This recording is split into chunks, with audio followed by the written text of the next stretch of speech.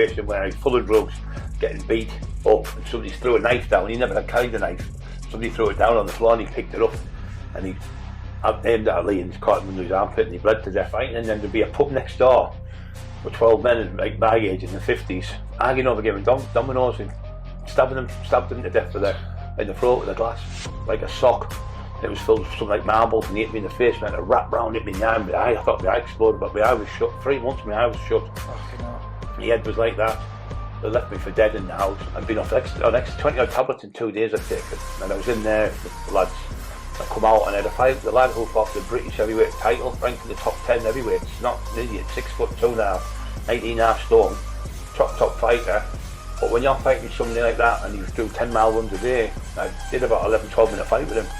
And anyway, he got the better of me in a fight, broke my rib. Went back the second fight, hit the right and the left hook, and I broke his jaw in 6 places, so I made a mess of him. That was the real Brian Cockerill then. Fought his plan to kill me, but he also had a shotgun going to shoot me. So I thought, I'm not waiting for him to fucking kill me. Yeah. So we seen him in the street, Station Road, me and Lee, when I had the fight with Lee, grabbed him, threw him in the fucking back of the car, took him down the gate, put these tie wraps on him, kicked him in the fucking sea with a rope round him, bobbed him down the fucking sea, drowned him, and the sea, pulled him out. You're gonna fucking shoot me now, are you?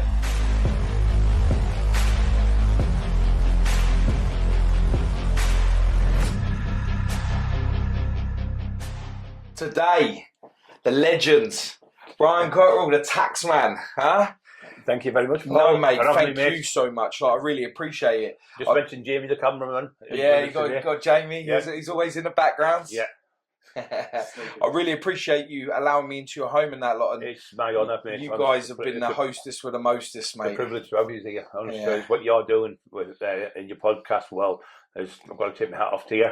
And brilliant, mate. Yeah, I appreciate it, man. I watch your stuff as well, and I love it. You know, I'm a fan anyway. I check it out, and the fact that we call each other friends as well is absolutely brilliant. More like it, mate. Yeah. Brothers, I like it. I like it. And you know, that's the one good thing about podcasts is being able to make that connection with friends all over the country, meeting new people and having so much in common, because I think a lot of people don't realise it when they hear the name and the myths and the legends behind it. Of course, you have this persona where people automatically think you're just an horrible guy, not you personally, but you know, and you get that, or the next generation are sitting there going, right, that's my target. If I want to be the top dog, I've got to beat him, and you don't realise that what you're doing for survival back in the day, especially not like it is now, is you're actually lining yourself up to be quite vulnerable as you get older, because you know, as much as you come away from that life where you want to smack people up and you want to be the hard man in the town and stuff, as you get older, you concede from it all, and it's not like how it was when you're younger. You then start thinking to yourself, what the fuck was I doing? Do you know what I mean? And embarrassing, actually. In some ways, I have to agree with you. Like, even my short time as a criminal, when I was, before I lost all my brother and that, like, I sit back and I look at things now, and I sit there and I'll be like, you know what, I'm sorry, everybody. You know, I'm sorry that I put you all through it. You know, and I think a lot of people, they don't realise that yet, but when they do, they'll go. It's like, I remember when I was in home house jail. I was on remand there. I never got convicted for the offence. It was just a fight with a lad. I was in there to do talks to kids, and there was 3 kids in there. I said, "What you in for?" He went, "Murder." So I said, "Okay, how long was it before you had the concept?" Which is obviously a thought. I'm going to stab this man. He went 2 seconds. And how long you? He said 2 seconds. And how long for you? He went 2 seconds. I went 1, 2. 3, 4, 5, 6, 75. Yeah, now you're doing for 6 seconds. They went, wow. All the heads stood up and said in the back of the net. They went, when the screws said, "That's marvellous. What a reaction!" They were giving them a fright. And to hear that from you as well, that would sink in even more. Yeah, I said, it's just no good. I said, if you take a knife out to show off, we've been in schools doing this, my wife and quite a few schools. If you take a knife out to show off, and you show off that knife, if you get drunk, that knife then will be used if you get into a fight. If you're sober, maybe not, but if you get into a fight and you're drunk and you have a knife, you'll use it. You'll stab someone for once, like I say, for a few seconds, you'll stab someone to death. You're not just taking your life, you're taking the other person's life, and you're taking all your family. You're not going to see your kids grow up. You never get them years back. But you might think it's great now, you're 20-year-old, wait till you get to 40 and you realise you've taken someone's life. And you destroyed your mums and your dads and all the relations and all the family.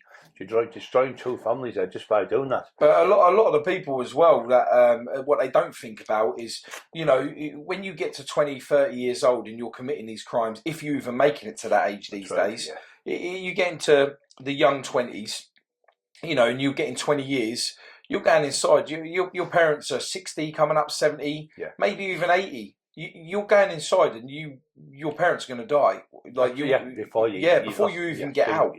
And you imagine the shame that you bring to your name, having to stand there with 2 prison guards either side of you in handcuffs at your mum's funeral, your dad's funeral, your nan's funeral, anyone that brought you up and gave you, the respect to treat you like a human. You've disrespected them, and in a way that just brings absolute shame. So no matter where you go, it's always that little killed that other lad, and you always get that finger pointing at you as you go. It's like I say to kids, once you start going to jail, you're in jail. You see your IQ's 180 IQ. You go in the room for a job. There's 200 people there. Their IQs are all 80. But they'll get the job. You'll be in jail for murder. You won't get a job. No. When you go to jail, once you're in that jail, people, he's no good, put him aside. That's what they do. They don't want to know. So it's just when you start going into jail as well. When you're young, you start. It's good here because you're all the lads, and you think it's Jack the lad and everything. But you start end up getting used to going to jail. Just getting out. Sorry about that, guys. The dog, for anyone who wants to know, he's got a bear for a dog. Thank you. And he just decided to come in and ask if we wanted a tea. I see the faces drop there. I just saw the dog. I was like, no cameras, and you're like, get out. So when you start going to jail and you go into jail, then you start learning about how to burn up people's houses and rob cars. You go in there for something like shoplifting. I don't think it was jail work. I don't think putting people in jail work. Do you think that spending your time in jail, especially with a lot of people that were higher in the chain, lower in the chain, middle in the chain, or even not a part of what you was doing? You was a hands-on physical man. You'd be in there with thieves and safe crackers and armed robbers. It almost sharpens your tools and your credentials of people that you surround yourself with. Well, you get the criminals in there teach you how to be a better criminal. Yeah. So, but when I was in there, I was in for a driving offence. It's a university for criminals. Exactly. So it's like going to university. It's like going to college. They teach you, no, you don't pitch your car like that. You do it like this, or you don't burgle the house like that. You do it like this. So they're teaching them how to be better criminals. Yeah. So putting them in jail doesn't work. In Holland and places like that, you get jail for a driving offence. You don't go to jail for a driving offence. What they do is they make you work. What they do is in Holland and places like that in Germany, you'll still, instead of losing your job and your house and everything, and the state has to pay for your kids when they're out and your wife and everything, they still make what you do. You go to work from the jail, and then you go back to the jail. So you go to work every day still for 5 days, say 5 days a week, and then at the weekend your wife and that can come and see you at the place. So it works because they say going out every day to work and going back to prison's harder. Yeah. But you don't lose your job and you're still getting your money every week, and the money. So now here, something like £600-800 a day. I've never heard of that. That's not a bad program. That's actually, I reckon that would actually work. Really, really good at works, and over here it's just crazy because there's something like maybe I think it was £600-800 a day to keep somebody in a cell. Yeah. It doesn't make it's a no-brainer, isn't it? They're going to work, they're still making money, and then in Holland as well, if you get say 2 years, you can do 2 months, and they let you out for 4 months. You can do another 2 months, they let you out for 4 months, so you don't lose your job again. You just take a few weeks off, and so you do it in spurts, but only for small offences, white-collar crimes. But here, you get remanded you're on remand for forever now. It's just mad, A lot of money's getting wasted. Oh, very much so, and it's our money that we're putting into the system for. How long has it been? How long have they been putting people in jail? Was it worked ever? Hundreds of years they've been doing it. Going back to the penal days when they used to put you in New Zealand and Australia. Yeah, put you on a boat, three weeks on a boat across, get out there in the desert, cracking some rocks and making the country great. Off the back of criminals, but it never worked, doesn't it? Putting people, locking them up. You lock somebody in, it's like putting a dog in a cage and locking it turns wild, doesn't it? The dog turns savage. Yeah, it's absolutely crazy. So you're really notorious on the streets of where you mastered all of your skills. I got a text this morning of someone saying, "Oh, when Brian Brian's the real deal. These stories you hear, I know some of them might sound fantasised, but they're not the real. Yeah. He said, we were at school, everybody's dad was Brian's friend.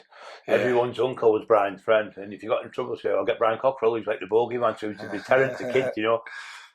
Just got that Texas born up I lad this morning who lived in Middlesbrough all his life. But people think some of the stories like you're fighting 7 lads and knocking them out. But I was trained that way. I was 24 stone, and I was training on the weights 3 times. I trained on the weights twice a day. I was training on the bag every day. So I was training probably 6 days a week. So that was like 18 times a week I was training.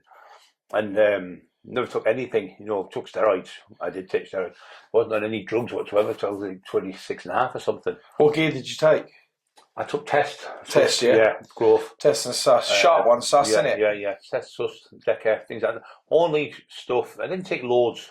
Because I always say, like Lee Priest says, always less is better. Less is more, yeah. Keeps your receptors sharp, Once you fill the receptors, it's like the glass, I don't want to say this all the time, you fill a glass full of water, you try to put more water, and you can't put any more in. So when you fill your receptor sites, you can't get any more in. They stop programming, So you're better off just taking a tiny amount if you are going to take. I'm not telling anyone to take it, but if you do. If you're going to listen to anyone, Lee Priest, the biggest forearms in the game. He's best arms ever. Yeah. And Geezer's physique is phenomenal. And he's a short guy as well, but he's just a monster. Well, Jay Cutler said the biggest guy that was Lee Priest. He was only 20-year-old and his legs were that big and he couldn't even walk.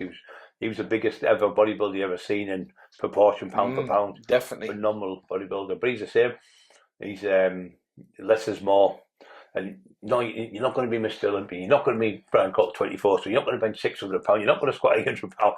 But you're not. If you're built like that, you can build yourself up. If you weigh 10 stone, you build yourself to 14 stone. You've done brilliant. You've done something. You were 10 stone, so you got 40 stone. You've achieved something, but you're not going to be 20 stone. You're not going to make that. The people, I'm going to get as big as you were, not, but you can't, because unless you've got the genetics and you've got to have the training, it's you know yourself to get them benching them type of weights and squatting and deadlifting and lifting them big weights. You don't just get it overnight. I trained from I was 13 till now, you know what I mean? So I'm going to 5 decades of training. Is that when you had your first fight, 13? 13 was the first fight I had with a lad. That street or ring? That was in the street. A lad, I kept running away when I was a kid. I was like getting beat up as a little kid. I was only had asthma and I had a limp and I was bad. I had dyslexia. I was in a special school and stuff like that. And people used to take the piss out of you, but I got through all that and I just, I was trying to hate bullies and people called me a bully. I went, bully who? Yeah. I thought everyone I fought had been top street fighters or top fighters. Like Newcastle or Sunderland and all around there. I fought every top fighter and beat them or they've offered them out. And when I run the full street, I had the whole area boxed off. I had all the rave clubs, I had the doors all in Stockton, I had most of the clubs, but the doors weren't beneficial to me because when the ecstasy come out, you were getting them for say 8 quid and you were selling for 8 to 20 quid. So you're making £12 when you were doing the dogs, you were probably making 2 quid a man. Yeah. And you were having 30, 40 dollars and 2 or 3 would be off and you had to get somebody else. It was just too much hard work, bro. The stress was nightmare, so you'd have 2 kids in there, probably like a woman that carrying the money, one carrying the E, and one selling. So you'd have like 3 people working in that club, to maybe 6 people doing that little rotation thing. And if they got caught, make sure they never had more than 10 E or something. If they got caught with 10, you just say, we bought for my friends. So we never got caught when we done but we had the clubs. The Eclipse Club was the big one. We had that. It was over 3,000 people in that club. It was phenomenal. And we were taking like 1,000 people at £10. That was quite a big club. I remember hearing about it when I was young. Yeah, it was massive. Club, it was 3 stories, monstrous club. But there was no fights in there at all. Only a couple of fights when I was involved in. And all the top lads, the Caesars used to come from Newcastle down. Stevie Avedon, all them type of people. Rugby Armstrong, all lads used to be Newcastle. Because Newcastle, even though the cities in Sunderland, never had no rave club. Sunderland got one copied off us, but we did it for years.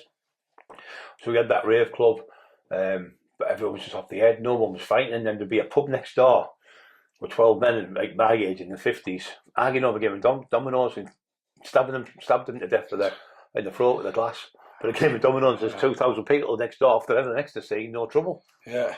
You're like, you shot me dad, you killed me dog. I'll give us a cuddle, bro. And no one's just like, well, remember when you blew my foot off and you done this, you done that, and then we'll just have a cuddle. Everyone was like, on them love doves, there was no trouble, I believe. It was just mad. I'm not saying it was a good thing to do, but at the time there was no trouble. The streets went right down in violence and everything when them doves were out.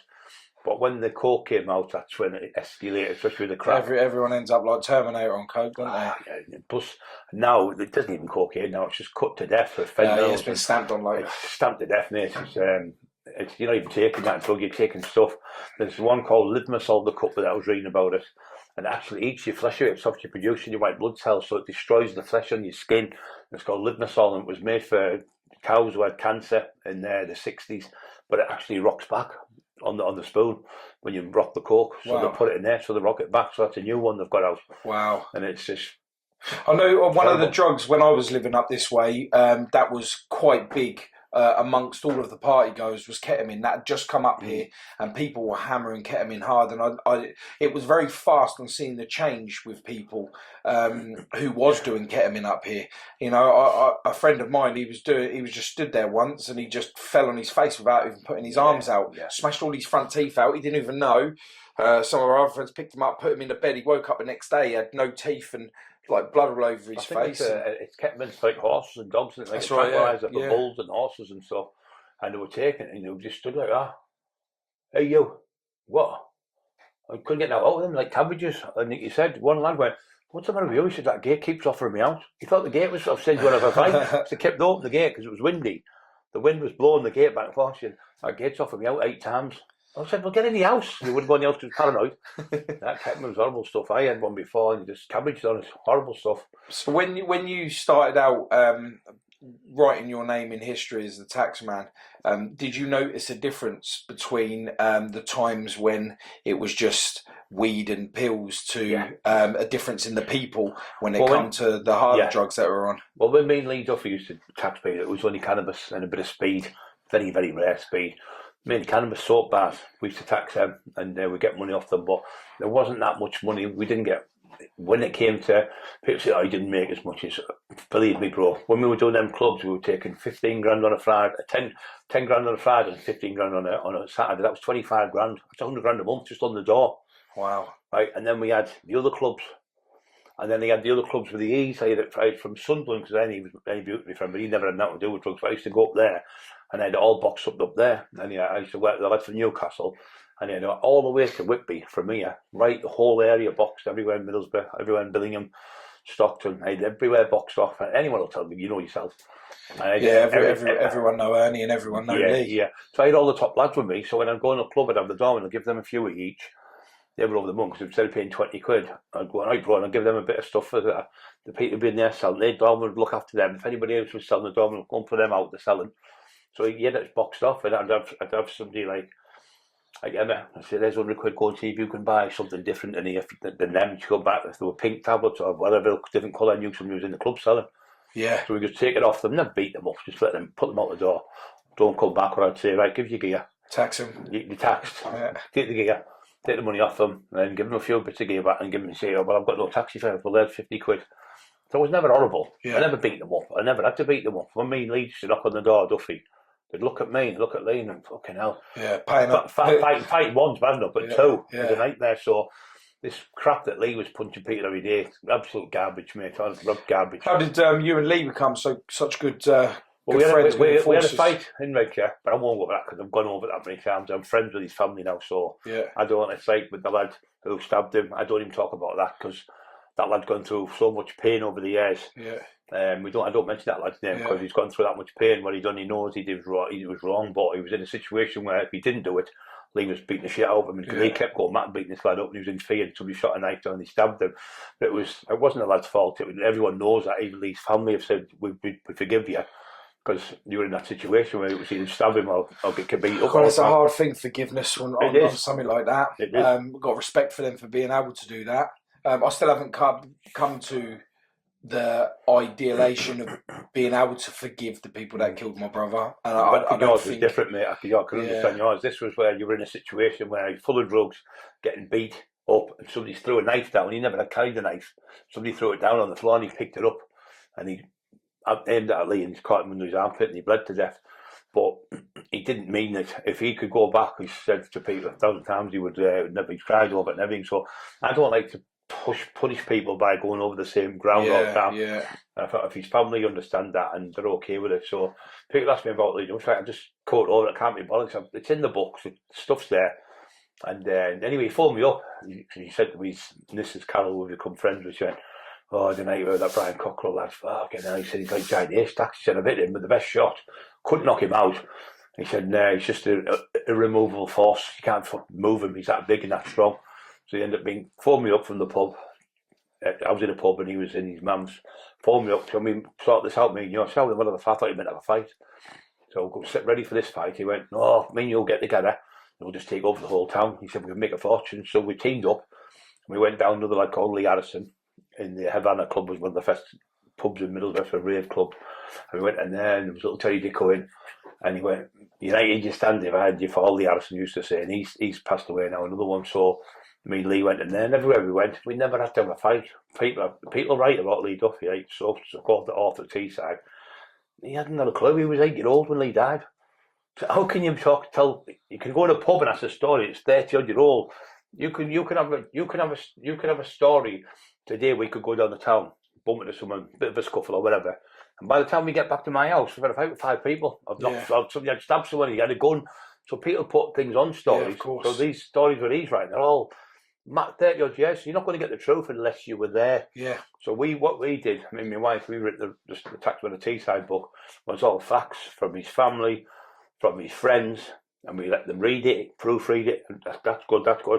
And we put it all together, and we let the family, there was little bits the family didn't want in, we took out. And I think you have to, when you're going to do a book on someone, you have to respect the person who's passed away and their family. Of course. You can't just write what you want and make things up, and that's what this person does. He just makes lies up in the books all the time and disrespects them, doesn't give their families a penny. So I think it's really bad. I obviously heard, the usual stories with Lee and stuff, but I'd never heard how you two had become friends, and that was one of the things I'd like to have known, because both of you were such a known. A known army, just singly army. The fact that when you two got together, pretty much, it was just like Transformers just made a Megabot, and you guys have just come out. Well, somebody said, what other thing could you wear? I said, with somebody like Lenny McLean and Roy Shaw teaming up in the old days of the 70s. Imagine that. The same type of thing, but they never got their heads together, where Lee was clever enough to say, why should we fight? We can just take everything, bro. Like that. So yeah, he was dead loving lad. He was dead, so soft. I mean, I remember going with him. I got this coat. His coat. We went in a place called the pool hall. The kids used to play pool. We used to go and have a breakfast and that. I remember being there with Lee, and there was like 6 kids. One was stood there. He said, where's your coat, son? He went, I haven't got one. Lee went, here, took his coat off his back and gave the kid his coat. That was Lee Duffy. And he'd go in and he'd go, loads of change, he'd go, scramble, and all the kids and that, and throw the money for him. And when he used to go to court, they'd all go to the courts with him. And they'd sneak up the kids and that, and they'd get kicked out, because you have to be set 16 to get in. They'd all sneak off school, and be 30 kids in the gallery watching Lee going to court for something like a driving offence or an assault. So he was loved in his area, South Bank and Eston and Grangetown, where he was from. Grangetown, that was the town I was trying to say. I was saying Green something. It was great. That's where Ernie's gym is. Yeah. So anyway, he got shot in the foot. He got shot in the knees, and he also got a lad. Actually, I was in jail with a lad. His brother used to work for me, and they called him Taxman. I said, "What happened?" He said, "Dave." He said, "Oh, I'm sick of hearing about him." I said, "What happened?" He said, "Well, he used to wash the windows. He got a bucket." He said, "Lee lends a £5." He said, "I've only got £3. Lee, I think it was £3, £3.50. So he got £3.50. He went to the petrol station just down the road from the pub, filled the bucket up with petrol, paid the cashier the money, walked back and said, 'Hey Lee,' threw the petrol over Lee, tried to get a light and throw the light on him and set my light. So Lee bashed him, broke his jaw and made a mess of him. And Lee Duffy got arrested and got jailed for it. Wow. He got remanded for it. So that's, anyone else done that, you'd get off. Oh. So he was in next door, and the lad next door, Dave Taxman, he didn't press charges. It was the police who pressed charges, but Lee got remanded for it. Yeah, it's just crazy, man. Threw petrol over you and tried to set your light. When yous were enforcing yourselves on these people that are doing the drugs and selling the drugs and businesses and what have you, when one of you went to jail and there was just one of you left out, did you find it a problem? Did people then try and target you because you was no longer, like, even though you are a force yourself and Lee was a force, but did you ever find that once when Lee had gone to jail that... No, I went to jail. You went to jail, What happened is we were down the town, there was top cops pulled us in the street and went, "Can we have a word?" I won't say the names, top, I think it was detective inspectors, food squad and regional crime squad took us out then. They went, "Have a word, lads." I went, "Fuck off. Look, give you a heads up here."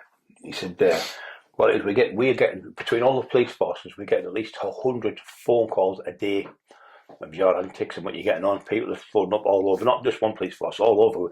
We'd hit, say for instance, we'd hit Stockton. And by the time we'd done Stockton at Hartlepool, we'd noticeably shut the doors and just get all the gear out and move. So it was actually us who stopped people. What they used to do, years ago, they used to have a ruler, and they'd put it on something like that, just for instance, just a quick thing. And they'd put an 8th on that side and an 8th that side, and you'd weigh it out on the ruler so you could, that was your scales. So if you get caught with scales, you get jailed. So they used to put it on the ruler and they'd weigh it up. So it'd be like that, the ruler, and then you put the stuff onto it balanced out like that. So you got caught with the ruler, you couldn't get nicked, you always had the gear in a lump like the calibers. Yeah. There was soap bars then. So they used to do it like that, but they used to have all in the same house, so we just take everything off them. But then they started putting in the mum's house and another house, so it was getting harder to tax people. It was getting harder, but when Lee was on his own, I still say to this day, if I had been there that night with Lee, he'd still be alive. So I wouldn't have let him go over and end the fight with the I said, I'd have broke it up. I'd have both behave your fucking self and stop it. I was like that a few times when he was going to have a fight with people. I'd never seen Lee Duffy punch only one lad he hit. He slapped him when there was ever a crossing in South Bank. I was only with Lee 4 months. I've known him for about 6 months, but John Black trained him from South Bank training, and he actually trained me, John, when Lee was in jail. Lee was doing 4 years and he was training me while Lee was in jail. And Lee, he said, because he took me on the pads, we went on the pads, and he went, look at the speed of Brian for these sides, because Craig Howe was a bodybuilder. I think he was 7th in the Mr. England, Mr. Britain. And how can you be that big and be that fast? Watch. So I took his shirt off, and Lee took his shirt off, and we had the same tattoo on our arm, a red devil, exact same tattoo on the same arm, born to raise hell. And he got the tattoo round the corner from where I lived as a kid. There was a tattoo called Duke Webb in Jutland Road, just off Seaton Lane. 5-minute walk to me, right? Lee had went to Hartlepool that day when he was 16, got the tattoo, and I got mine at 16. Well, not the same day, but Lee was 6 months younger than me. We both had the same tattoo on the right hand. Both of us had a massive right hand, really good right hand power. And we're both weird, so many coincidences. He got shot and his legs were knackered. I got stabbed up, if you've seen me, like I was on crutches. Your leg. A couple of black lads tried to do me in the blows. He'd been shot in the blows with some black lads from Sheffield, I think it was.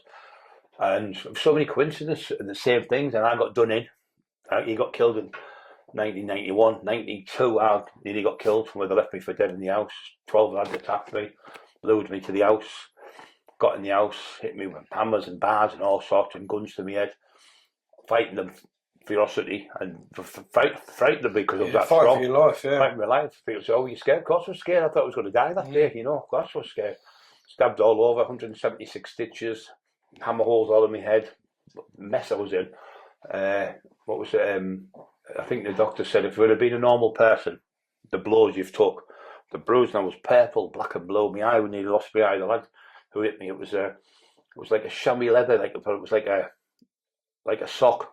And it was filled with something like marbles, and he hit me in the face, and a wrap round hit me in the eye. My eye, I thought my eye exploded, but my eye was shut. 3 months, my eye was shut. Fucking hell. My head was like that. They left me for dead in the house, and people said, "Oh, that never happened." It's in the Gazette. It's in the paper. People he's made no one could survive that, but I did. Survived it, and it's in there. If you watch the documentary of McIntyre, it says Brian Cockerill, powerlifter, 27-year-old, left for dead in the house, blah blah blah blah. Well, you think, he's made it. Nobody can survive them, but I did. That's why the holes are all over me. As you've seen. Yeah, I have. I've witnessed it myself. Yeah, and you're lucky to even still have a leg from from looking at the injury that was left there. Yeah. And why do you think it is that people think that the tougher you are, the harder you are, that you don't fear?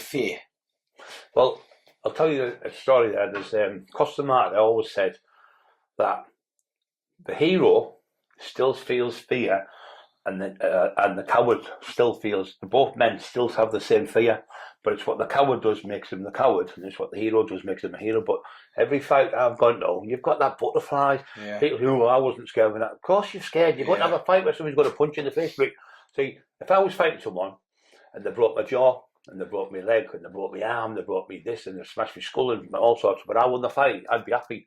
But if I got knocked out with just one punch, I'd be devastated. I'd rather win the fight, smash to pieces and win the fight. Well, it looks like I've got beat, but you know what I mean? Than lose. So the fear for me wasn't actual getting beat up. The fear was losing the fight. Yeah, that was the hardest to take. Swallow that pill, because you had that many fights. But that's the hard one. But even the great Mike Tyson did it. But when you do what I did, I got the lad from a bit of boxing got the better of me. Big tough lad, 44 fights in the ring. From Hartlepool, friends of him now, a good lad. And I was just taxing everyone and doing anything. I could do anything, but when you're not training, and when you let yourself down like Buster Douglas, no disrespect to Buster Douglas, I love him a bit what he did, but that wasn't Mike Tyson that day. No, yeah, I agree. It was obviously to carry on with these misses and also. So when you're not training, and your head's not in the game, and you're not in the game, and you're in rave clubs for 2 years, well, you know yourself, you've been to raves.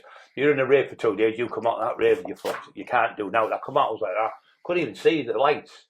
It was that bright because I've been in there 48, 49 hours in a rave. I've been off 20 odd tablets in 2 days I'd taken, and I was in there with the lads. I come out and I had a fight with the lad who fought for the British heavyweight title, ranked in the top 10 heavyweights. He's not an idiot, 6'2.5", 19.5 stone, top fighter. But when you're fighting somebody like that and he was doing 10-mile runs a day, I did about 11, 12-minute fight with him. And anyway, he got the better in a fight, broke my rib. Went back the second fight, hit the right and the left hook, and I broke his jaw in 6th place, just made a mess of him. That was the real Brian Cockerill then. But it pisses me off because the real one was there, I won that one as well. But it's good to sometimes, it's good to lose. Not all the time. Yeah, I agree with you on that one. It's good to lose, you can feel that thing. But if you're not training, you're going to ring with someone, you're going to street with a professional. The difference fighting just an amateur lad who does a bit of boxing, the difference from, like, say, playing, say, for Stockton United, and then you go and see Manchester United, something like Ronaldo playing, the difference is astronomical. Oh, yeah, I don't think people see that. No, they don't. And when you're fighting, I fought lads who were like European champion kickboxers, European champion jiu-jitsu champions, all these type of people you fought from all different things of life, power lifters, weightlifters, lads that are massive, you know, but sometimes I fought lads about 40, 15 stone, I've struggled. You can't get over them, they're fast and jumping around. So them ones there, 40, 15 stone, I'd look for them in pubs, because you're in a pub and you start coming forward and you're massive, you end up hitting the wall. Yeah. So when they've got the back against the wall, they're not going to beat me. Not when you're 24 stone, they're only 14 stone. Yeah. You just bully them into the fight because you're too strong. So if you're going to fight a boxer, I can box, obviously I've boxed for years and I trained, but if you're going to fight somebody who's good with the hands, just grab him, smother him, take him down. Once you're on top of them, there's no way they're going to push 20. I'm not that now, but I was 24 stone in my day. And I was, like I say, 18 times a week I was training. But when you stop training and you're not training and you're going to fight people, it's just so much harder because you're not on ball, you know what I mean? So, what was it like for you after being lured in and being like viciously attacked the way that you were attacked? I mean, at some point of that, you would have had to have passed out through some of that, no? And then wake up in the hospital. Never passed out, mate. Never once, no. Emma's not doing a job, is she? Emma! His dog's come and say hello again. How we love. Not doing a job, is she? Let's come and chat. Who's in my house? Get out, Scrap. You're probably better off Yeah, probably. Sit there next to him. Yeah, sit next to him. He's coming to see me. Can he hear me talking a bit loud and talk about fighting? What's my dad doing? He's probably scared. Scared I'm getting beat up. He's got 2 Vikings beating me up. Yeah, so take 3. Yeah, take 3. Still push me off his chair. I always turn around and say, people go, what happens when you think it's like, I'm as organic as hell? That's the first time I've had a dog going, yeah, that's staying in, mate. Yeah, that's what I do. Yeah. Somebody will knock on my sister and go, oh, can you move the car? And I'm like, leave it, because you're more real, aren't you? When you cut everything and mess about everything. It's funny that, because people will laugh, won't they? Yeah, so where we are. So they just attacked you and you didn't pass out or nothing? No, where was your mind at with this? Well, what it was, I was fighting for my life, but do you know them old films when they go bang on the head with a gun? Yeah. And they go pass out? I wish I was in one of them old black and white films, because they kept hitting me. I never got knocked out. I've never been knocked out in my life. I got put down with Lee. And I had a fight with Dave on the floor, rolling about both of us. I used my strength on the floor, and so I've been on the floor a few times at rolling. I've never been put on with Ronnie Duffy. Put me down, but he put me out 3/4 of the way down, pushed myself back off by my hand, and that was it. My chin's solid, you know. That's just what he said. Brian forgets how solid his chin is. But they were hitting me with all sorts. The lad come in with a pot bread bin, and he was smashing me in the face with the bread bin. Made a pot and it smashed, but he didn't break a bone in my body. Not one bone was broken. I was getting hit with baseball bats, bars.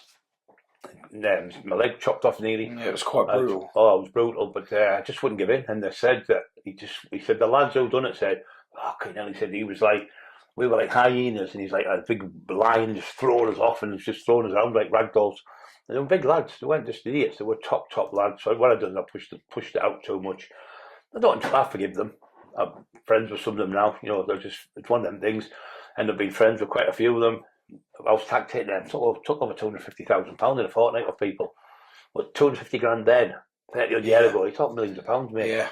And I was just ruthless. I wasn't bothered, and I was training all the time, and I was eating properly. And I was really big at the time, but yeah, it was terrifying in the house. Obviously, you think you're not going to get out of this one, but it went on for about 10-15 minutes. You don't get bashed. Did you find yourself being quite paranoid, being such a figure within the underworld? That no, I was out. They put me in hospital. My leg was bad. Put me in hospital 10 days, and I had police there. I was under arrest. We stood there with two machine guns, whatever the guns on them, and the handguns. And then the car was going around 24 hours a day outside. Like the police car was every 4 hours, another car would take over. I was in there under arrest. When I got out, I got nicked because I went back and had the second fight with the boxing lad. And I went back to the club, and it was alleged we took all these different weapons and guns and everything in the pub. Beat the lad, and then the lad never pressed charges on me. But the police just didn't want me. The police had me as a target one. That's what my name was, target one. And the SCS to arrest me any amount of times. I'm responsible to all in the papers. And got off for the offences because 9 times out of 10 they were nicking me stuff for. I was in jail. A lad called Chino come to see me. He said, "Oh, that thing he's on about having a go with this lad's name for Rick." And on the Friday night when he come to see me, Friday afternoon, Friday night, this lad got shot. So I got out of jail on the Monday. The cops nicked me. Thought it was something to do with me, but I was in jail. Yeah. Then I've been questioned over 9 murders. Another one was a lad got kidnapped by some drug dealers. They took him to Red Car. They beat him to death and he left him in a van. He died. But the last number on his phone was mine. And not the last name, sorry, on his phone was mine. It was these lads that kidnapped and said, "If you don't come and meet me now, it's Brian Cockerill." That was that frightened. He come to meet me, but they kidnapped him and used my name. But they got 25 years apiece, them lads. They got caught because it was off their own phone. They got caught. So you get the blame for everything. Every time there's a shooting. I mean, I went to another place. I was see a friend who used to do DVDs for me. I went to get these DVDs. I was in this block of flats, about 100 people there, because the flats were getting done up and the lads were sitting. There was a Stockton Borough Council, there was a solicitor there, so there were signing forms to get the flats converted up to date. There was about 50 people downstairs, and other people see me, and then there was a security on camera. I went in and came out and I seen this woman in a van following me. She's following me here. So turn comes up here, stopped outside it, got somebody, young kid I was looking after, Ryan from Emlington. He lived up the road, so I said, "I'll drop you off, so we go to the petrol station, get some petrol." Then the arm response come round. Just a normal arm response. Don't me, he went, "No, you're all right." So we went in the car, drove up the road, and all of a sudden we could either stay there, and that's 2 big white Citroens, 2 big white Citroens, SES, again, because they're only at Morpeth, there's 16 in base. I know it was them because the way they're dressed, they're all in black. The other ones, there was 33, it's in the Middlesbrough Evening Gazette. Redcar Road, I got a blame for another shooting there. I got the blame for a shooting there because I was in that area watching the football. It was England, I can't remember who they were playing now. I watched the football match with the lad and I got some DVDs, but I was in that building from 8 o'clock till 9:30. The shooting took place at 9 o'clock, so I was in there for all that time. I was seeing Stockton Borough councillors, I was on camera. It was a funny thing because the security guard was a woman. And anyway, they came, pulled me on the back road, and they went, "Aren't please." I said, "Stop shouting, will you?" My mum shouts louder than you. I said, "Fucking hell, you don't have to shout, you know, I can hear you. Put your hands up anyway, fucking." He's doing this in the car. You've got to go like that, he's going like that. I said, "Do you know what it is, bro? If you can't fucking shoot me from there without looking through your sights, you need to be in a different game. You need to get glasses, you need to get..." So I went, "Here, fuck off," and he hit him on the shoulder, and he slid across the road and he hit the deck. And then they all come round with the guns and threatened to shoot me. I didn't give a fuck, mate. If they're going to shoot you, just kill you. You're dead. You don't know. But don't worry about it, have you? But all that shouting and screaming, I've had that off my mum all my life. My mum's 10 times harder than them. So don't give me all that crap and try and frighten me with that bullshit. But yeah, the armed response, every time in the old days, it was always ARV, armed response vehicles. So I've been nicked that many times for firearms offences. I've never been convicted of nothing apart from ground offences. That's all I've got on my record. Oh, really? Nothing much. No one's ever turned to the court. The witnesses have always been on my side. You gotta love them kind of witnesses, isn't you? Yeah, they're great, mate. Yeah, they're good. But yeah, when you're fighting top fighters, never fight them. Very rare go to the police on you. I've had a few, but the lads had 300 odd fights and I beat them. Got to the police on me. I thought, you can't go to the police when you've had 300 fights. You beat up 300 men in a bare-knuckle fight, and just crazy people how they can go to the police. I mean, they done me in that house. They actually got caught because they were seen coming out of the house by an off-duty policeman because the roads, Ormsby Bank, thousands of cars go by that road, and it was tea time traffic. And they were seen because they went in their own car, bro. They even used their own phone to phone me from the house, so they were caught by their own phones and everything. Absolutely stupid. And they were seen by the neighbours with weapons and all sorts of guns and things. So they just put the all-point bullet out because they've got his name in it. It was his car, named to himself. Caught him on the A19, got nicked, a few of them. Got remanded. What did I do? The cops come to me and said, "Oh, we've got them. You've got 20 years. We'll do this for you." I went, "I told you about, mate. I haven't got a clue. I haven't fucking been filled in. I fell down the steps." Yeah. What steps? I said the ones in Whitby, 99 steps. Just from there's a load of steps, 99 steps to cover. He said there must have been big steps. I said the ones at Whitby, and they said, "Well, if you just make a statement, or if you just give the blood something, you'll know." I said, "I'll know, and you'll know." I won't be able to live with myself. I'd rather fucking. It's not me. I'm not on one side of the lane and the other side of the lane. I stay on one side of the fence. I don't switch lanes. I even went to court. I went up to the jail to see them Saturday. I was talking like that because obviously the microphone that they can watch you with the cameras and lip read you. I said, "Well, that blood they've got on you and all the stuff, that is my blood. But you were sparring. Remember, I was sparring up your house the other day. So I was telling him this as we were talking. But obviously, I was getting him to get. So I remember that." So I said, "That's where the blood's on you." So anyway, I went to the magistrate. There used to be a thing called hostile committal. Can you remember them? You had to go to the magistrate's fest to see if it would go to the Crown. Yeah. So you used to have this hostile committal, it was called, and you'd get there and they'd put all the evidence up. But when I come up, I said, "He's my mate. Me and him have been friends for 10 years. He's my pal." I said, "Magistrate, is anyone threatened?" I said, "Who can threaten me? It's inside me, Your Honour." I said, "He's my mate." I said, "It wasn't them, it was a different people altogether." I said, "Got it wrong." Case just kicked out and got off. They were looking at 20 years, attempted murder because there was stab wounds and everything on me. But I'd rather die than make a statement and get somebody in jail, you know.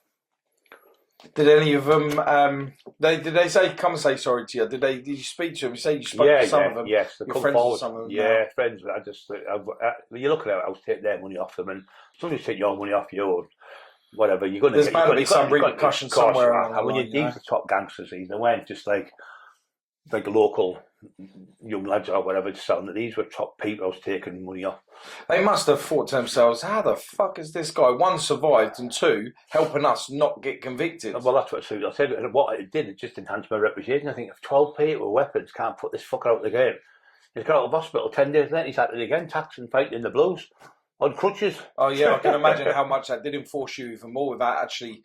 not actually having to do much more. See you back on the street of surviving, which the rumours are always 10 times more. Oh yeah, Brian died last night. He got killed. Like you're only gone for 10 days, and people were like, "I thought you were dead." I was bit for 10 days. I'm back.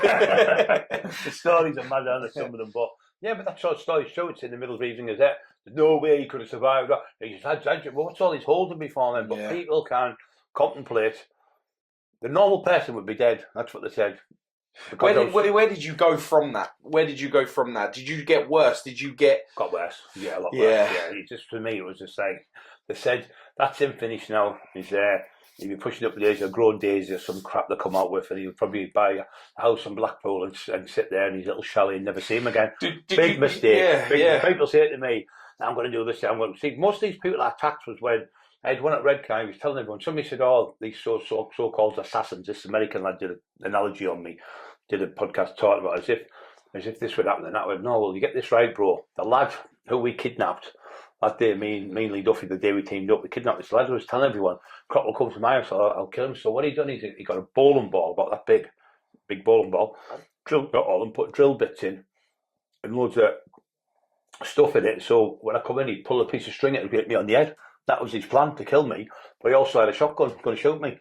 So I thought, I'm not waiting for him to fucking kill me. Yeah. So we seen him in the street, Station Road, me and Lee, where I had the fight with Lee, grabbed him, threw him in the fucking back of the car, took him down the gate, put these tie wraps on him, kicked him in the fucking sea with a rope round him, bobbed him down the fucking sea, drowned him, the sea, pulled him out. You're gonna fucking shoot me now, are you?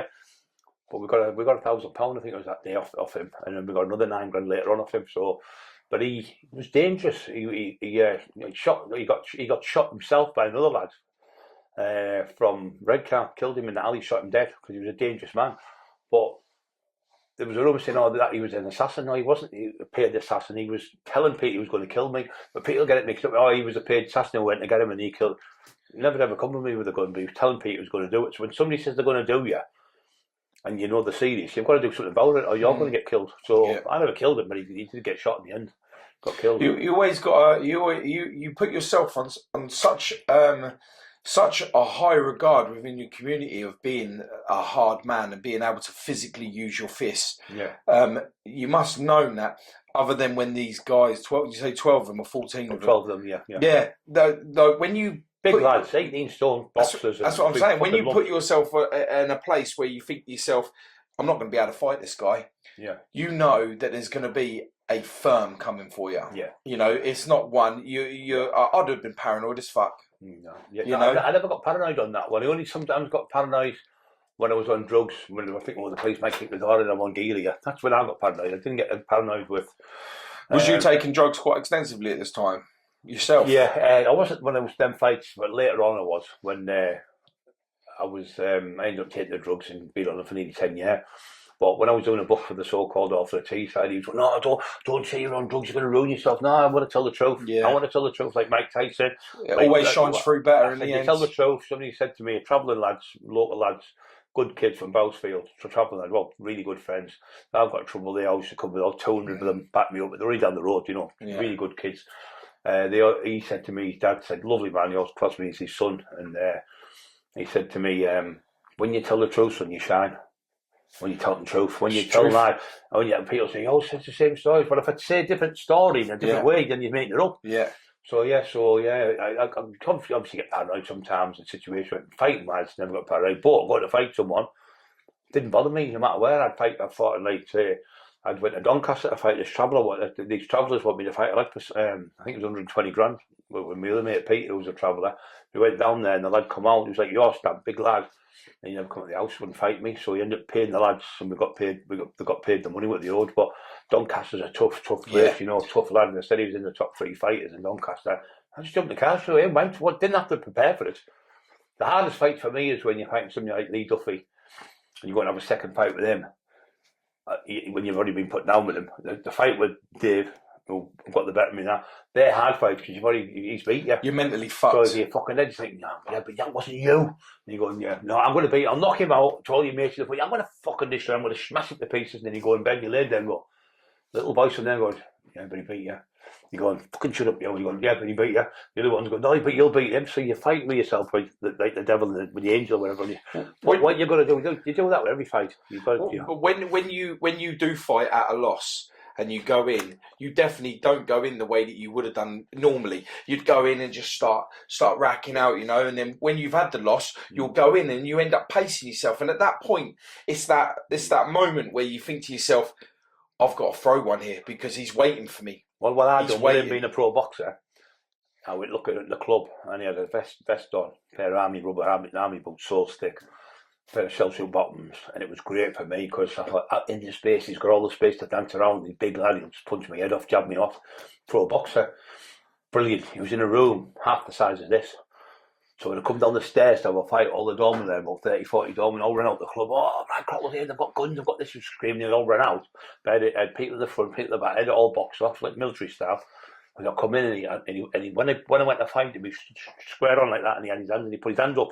Like, no, Brian, shouting, he hit him straight down the right hand and left hook and dropped him, and I punched. I did make a mess of him, bit his ear off and everything.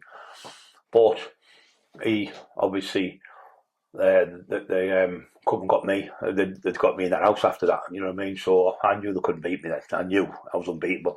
Then I went back to my third fight, went to Paddy Conroy's house, a lad called Paddy Conroy. Yeah. And he asked to fight him, and he phoned him up and he didn't want to know. And that's in his book, Quelled the Fog at the time, for making that up, so people think.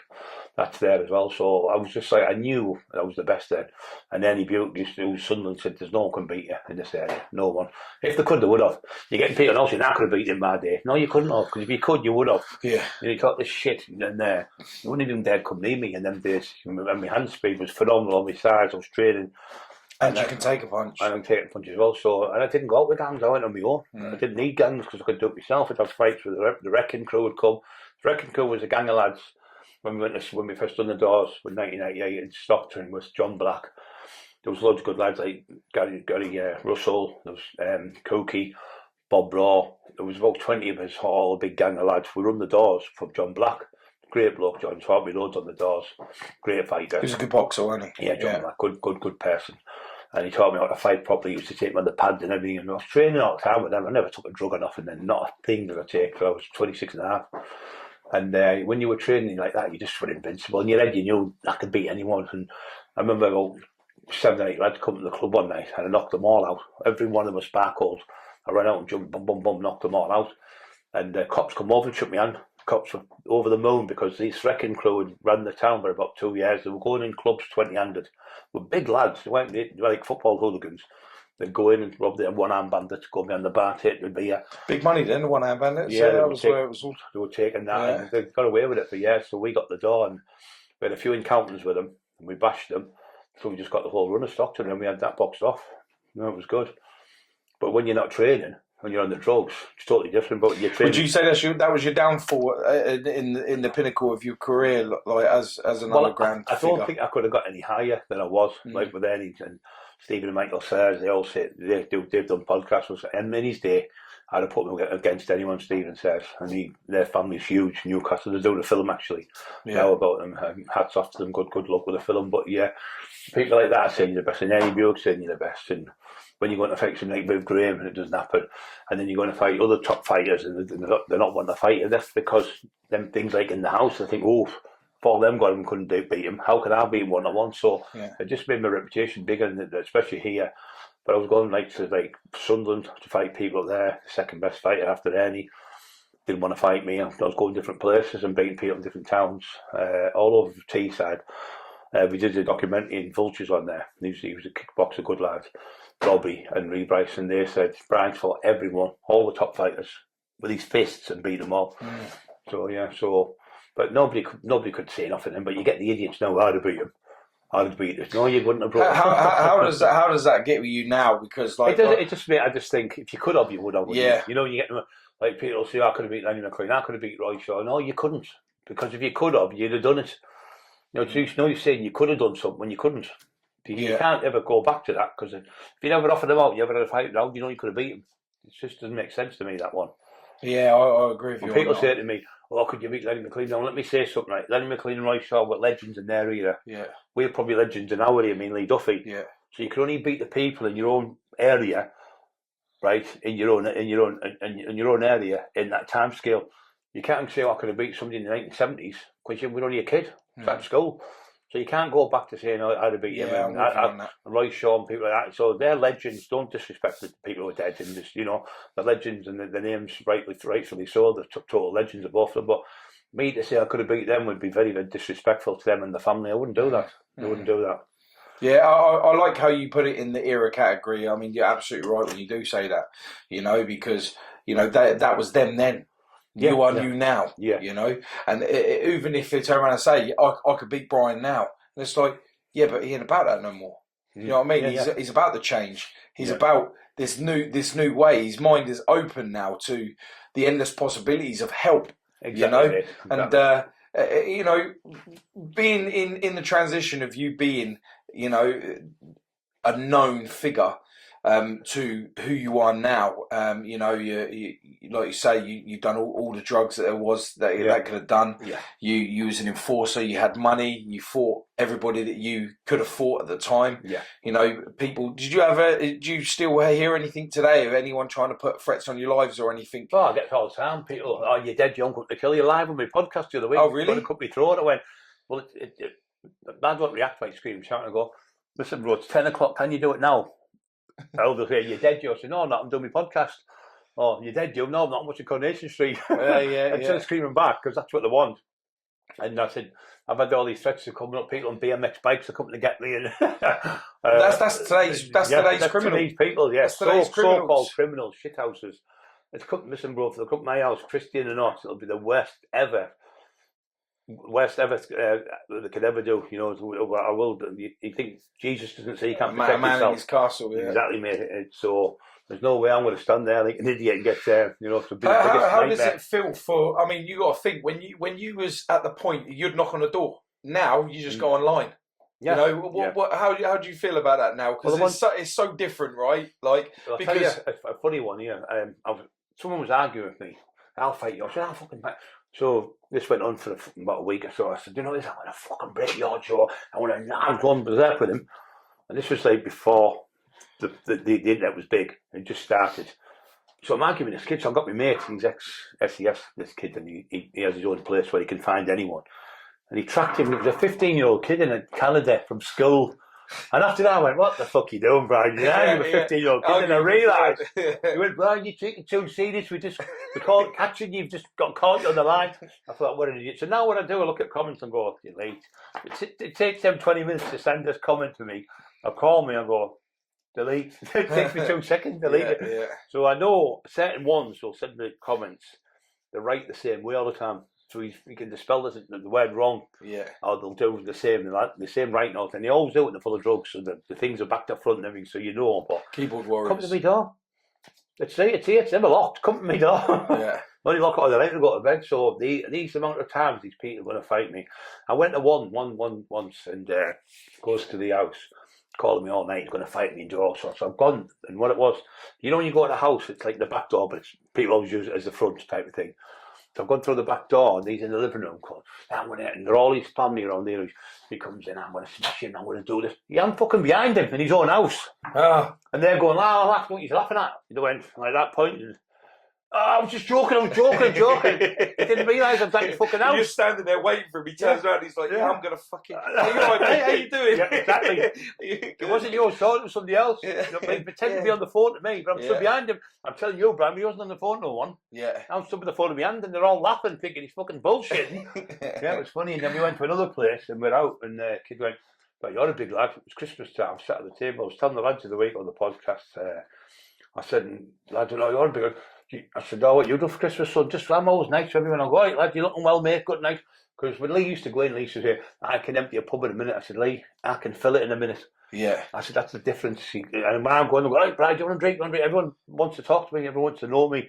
Because of what I've done in the past, I've helped so many people over the years. That's what I'm saying. A lot of the things that you were doing was trying to sort out disputes in the community in the way that, like, you know, they won't listen to them. It ends up getting mad. Windows get smashed, cars get smashed up, like, you know, tyres get sliced. They just come and see you. You go. I once watched a documentary where you'd gone round a house where some guy had gone round with a hammer, and you go, I'll talk to him. You went and spoke to the guy. Yeah. They sorted it out. There was no more trouble. Exactly. And I was like, you know what? That's the real deal, that like. Yeah. Well, I'd try to help someone than hurt someone. I think a lot of people, what they don't understand is you can cause the same respect, the same outlook on the end achievement goal of the positivity by just speaking. Yeah, you can. Of course, you can. When you go and sit and start, well, you had it last week, not last week, the week before, 2 weeks ago, go and throw yourself in the river. He was coming to see us. And he said to my mate, man, he said, I've had enough. I said, left me, I'm just going to throw myself in the river. I've had enough. She was going to throw himself in the river. So I got on the phone and get up here now, and I'll fucking throw you in the river. And he started laughing. I've got broke him then. That mould in his head. Get up here now. I talked to him for 5 hours. He's gone away. Different lad. Look, you've got kids. What would you feel like? What would you feel if your dad killed yourself? What would you feel? And I got his head. He felt a bit. He started crying. And I got it out of him. Now he's working everything back now. Just that little bit of confidence. Just that way to talk to someone. I'm very good at talking. Rewarding, isn't it? It is, mate. Yeah. So we've saved now 44 people's lives in 2.5 years. Me and my wife, with the church and with Jesus in our side. We've saved 44 people committing suicide. We've got thousands with mental health. We've helped. We've got people all over the world contact us from everywhere, from Nova Scotia, from there. We've got people from India, Pakistan, Korea, China, America, all over America. Power of the word, man. It's just unbelievable. The Lord is in you.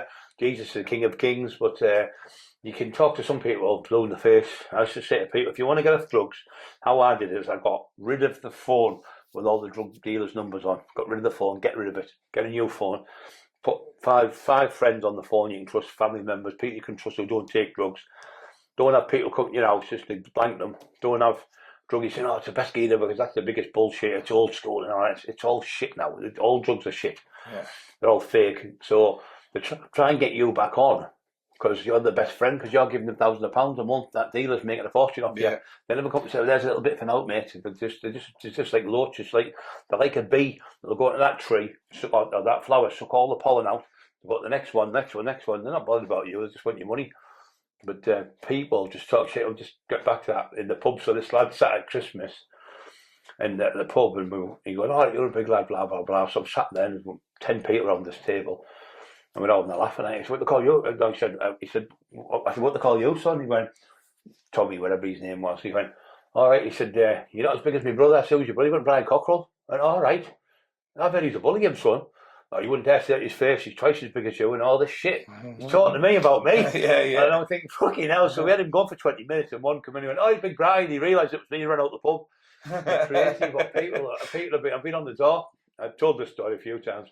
I've had a fight. This fight is what broke my finger when I was fighting with Lee. I couldn't throw a punch with that right, and I broke that finger, and that just hit my thumb.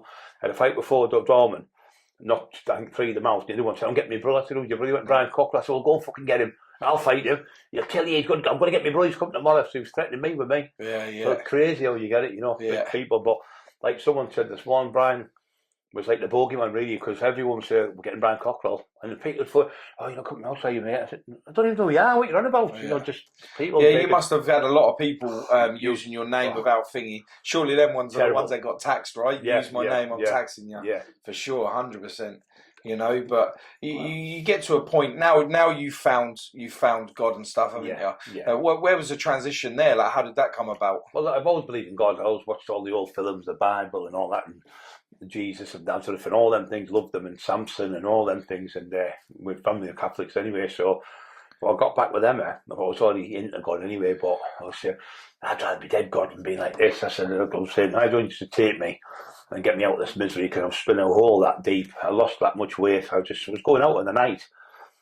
Paranoid thinking people see me, so I'd wear a big coat and all that so people couldn't see you, and wear a hat on and all that, and go to the shops at 3 o'clock in the morning to get shopping things like that. So I wouldn't go out in the daytime because people could see you. So I'd be white as a sheet, because obviously the drugs, no sunshine on you, no vitamin D getting in your system with the sun not in your head, so you look bad. So you had, I've just got the flu, I've just got this. You always make these daft excuses. I can't come to you. I'll come next week, and just wanting to get more drugs. You never go. No matter what you do, Craig Howard said to me, when you're on that crack, he said, it's all right for the first few months or so, or first 6 months or so, and then all of a sudden you get that paranoia. And once you get it once, you get it every single time you take it. So you ever go puffing like, helicopter, such and such, and you're listening like that, and you can hear the milkman fucking three streets away. It's crazy, you know what I mean? Like the noise like that, it's like that. That's how big it is. It's just exponentially massive difference. So the people out there listen to me, get off that crack. It's no good.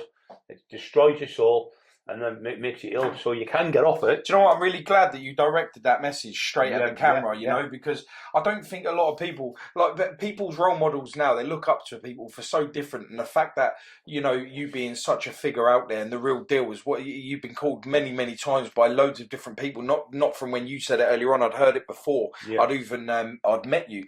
And the fact that you can direct that at the camera to say, like, it fucks your life. It fucks you up. You're not the person who you claim or think you are when you're on that stuff. No. You're just as bad as what everyone else is, and it really does destroy lives, And you just start thinking things you'd never think in a million years. That's the devil then coming in, because you open the gateway for the devil there. And kill yourself and do this, and go back with him and have a fight with him, and she's doing this to you and he's doing that to you, and all these things. But the next day you wake up and what a load of shit. I remember looking out once, what the picture of me Cosworth. So I looked out and I thought, fuck this. So I got a sword, like some nice sword I had on the wall. And I ran out and I stabbed all the 4 tires. It was £75 a piece, and that was like 30 years ago at my old house on the other end. So I got up and thought, how the fuck am I going to get out of me? How am I going to get down the town? The cars, all the tyres were set, a full recovery truck. It cost me £500 for the recovery truck and the tyres to be fixed. So that's what they don't wear. Headrests in the car, but to me there were people bobbing up and down, because your eye, you see something when you're on drugs and you're on 2 or 3 days, you go into a different world. You're not in this world, you're going to another world. So you hear things that don't even happen. You hear a whispering, who's that? And there's no one there. Do you feel like people viewed you different as well because you were being so edgy? Yeah. It's when you're in shops and you beat the police when they see you in cars, they can tell you're off your head, but you can't hide it. People say, "Oh, he's still on the drugs." Well, listen, I'm not on no drugs. I've been off them for 30 months next month. I'll never go back on again, and I'm so happy because I met Emma again. I've been with Emma 30 odd years ago when we were younger. Found Emma again. Rekindled love. Yeah, rekindled. Yeah, I was the first person she ever went out with years ago, and we got back together. And we got within a couple of weeks we got tattoo on Emma, and she's got Brian on her, and then we went and got engaged. And we got married, so it was great. So it's been a whirlwind, and we're doing brilliant. We're saving people now. We're not hurting anyone. We don't want to hurt anyone. I'd rather help people than hurt anyone. You are doing good things within helping people. I've been watching your stuff a lot, which I me to be able to reach out to you because the things I do with my podcast is I try and get to the point where I get the people that were at the top of the layer. The biggest of the biggest. Yeah. And now my message. We talk about the times. Sorry, we talk about the times. We go over the old times. And we end up in this bowl where we're all connecting together because now we ain't about that. We kind of push that aside and you think to yourself, as much as it's been able to give me a platform to be able to now show a positive message, if anything good come from that, that was what was good come from it. The fact that you're able to have people pay attention to who you are, your name, and then be able to turn that around and use that in such a positive way. And you are helping people. I was, I was talking with, we called you called Liam Ditchy when we was in the shop, and you were helping him out, and he was just saying how much of a beautiful guy you was, and how how much of a top guy you was. And I was saying it back to him, and he was like, "Oh, Brian." I was like, I'm going up there to go and podcast him next month, you know. And he was like, "Oh my God, he's amazing." And then I was saying the same thing. This was pre-me, This is just from phone calls, and that Ash as well. Ash, the Ashinator. Ashinator, 3D Fight Club Ashinator. That's the one. He's a good kid. I love it a bit. Yeah, he's good lads. But it's good because all the good guys seem to be together in these podcasts, and the other ones are like crackers. I don't wish them bad luck. No, these are the ones who are calling me and saying, "I could beat you." I said, "No, you couldn't, bro. If you could have, you would have." Yeah. And that was a different era I was in. Now they're interested in fighting. I'm not bothered if I never have a fight in my life, but as soon as you come to my house, you've got to protect yourself. But fighting, I can't be. What all fighting does is get you in jail. It's no good. And you hit someone wrong and they die. I've had friends where they've hit them with one punch and killed people, and I've been lucky I haven't done that. So, but the days of fighting, we live in Middlesbrough, and there's more cameras in Middlesbrough per person than anywhere in the world. They've got cameras in every street, every house in the street, apart from mine's got cameras in. The dead police next door, screws that side. Magistrates over the road. I'm responsible around there. The whole area is full of police and full of doctors and nurses and that. So you're safe in this type of area. If somebody comes in and tries to do anything, the court's it straight away because the camera's all over the place. Yeah. So it's just that people out there don't realise that when you're out, years ago you could go out and you could have a bare knuckle fight and a tear up and that, but now you can't do that no more. I think it was better because you'd have a bit of a fight and an argument at the pub, and you go on the beach, you'd have a bit of a fight, knock them out, shake them and go for a drink. It was forgot about. Yeah. But now they'll come down, put your windows, so slash your tyres, and want to fight 20 years on to one. You're having a fight with someone until they stab you in the back, and you know yourself. It's not the same as the old days. The old school aren't like that, So what people say to me, "Have you any regrets?" No, I can't have any regrets because if I didn't do the things of the past that were bad, be the man you are I wouldn't be able to help the kids of today and tomorrow. So the experience I've got, what I've done, don't do that. Do this. Get a job. The most important things in life is your health first, because without your health, you can't help no one. Yeah, you've had some difficulty with your health recently as well, haven't you? Yeah. So the other one is you need money, but you don't have to. Some people live in the bed set and they're quite happy. They've got a little job and they're happy. They're going to work every day, even in the supermarket, but they're still doing brilliant because they're not getting no police at the door. They're not on drugs. They're watching the telly at the weekend. They're laughing and giggling and bringing the kids up. It's great. It's like Liam Ditchy. He's doing absolutely fantastic. He's on that jail. Changed his life around. Yeah. I love the kid. He's a brilliant kid. Yeah. And he's done brilliant. He works on the railways, and he's penalising people who've been in trouble and done jail, can get out if he can do it, anyone can do it. 100%. I mean, I was me and Liam spoke on Christmas Day. We spoke on Boxing Day. He was on the road. He was working on a rouse on Boxing Day and Christmas Day. Yeah. Now you tell me that ain't a man that can prove change. It takes a proper man to get up every day at 7, 8 o'clock in the morning, go to work. It takes a lot of balls. And also, bro, when you're working, when you're making thousands of pounds selling drugs and things like that, it's just money to you. You just spend it. It was like Mike Tyson spent 350 million. Yeah. And Evander Holyfield 450 million. When you come from a council estate, you've got nothing. Money doesn't mean nothing to you, but when you're from rich families, they put it in your brain, keep that money, save this and save that. So you're trained as a kid. Where we just spend it, you get it. Your mum wins the lottery, you go and buy a new settee, new car, new this. It's all gone to me. Yeah, and they're like, oh, I've just got to do it a little bit longer just to get this, just to get that, and then I'll set myself up. I'm gonna set myself up a business just a little while longer. But I didn't realise that little while longer could be as little bit as the next day. That second, you're either getting caught, arrested, put in jail, or find yourself dead. Well, I don't see any good stories. Only my own, what I'm doing now, and people at Liam Ditchy, they're good stories. They've been in jail for drugs. But when you keep doing it, you're going to get stabbed to death. Don't do what I've done. Please don't do what I've done, because it's not good. It doesn't end good. Look at how many times people try to shoot me, people try to kill me. It's not a good thing to be in. It's the most dangerous game in the world, tax and drug dealers. You can't, I mean, these Americans were talking about the other week in America, saying that game he was in, and McIntyre said, I can't believe you're still alive. The most amazing thing about Brian Cockerill, he's still alive and he's still taxing. That was like 30 odd years. But God obviously looked after me. You had a long career in taxing. I don't think anyone else has done it that long. I'd agree with you on that one. Yeah, I don't think anyone's as many, probably attacks on them as me as well. It's just God's up there looking after me. Now my purpose is to help people. Is that your strength now? Yeah, God's strength, my wife, my dogs, my family, just the people. See, Peter, when I'm doing the podcast, we're up to 15,200 people now. We're only in a short space of time.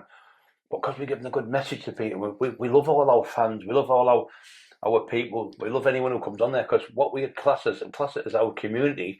I can't do this podcast without you. For you coming on here, me helping you, and we've got one where we've got my sister, my wife's done a Facebook where you can get help for addictions. There's all different addictions we put on Facebook for them to get help with, and they're all helping each other on our podcast. We've all passed phone numbers and so it's like a proper.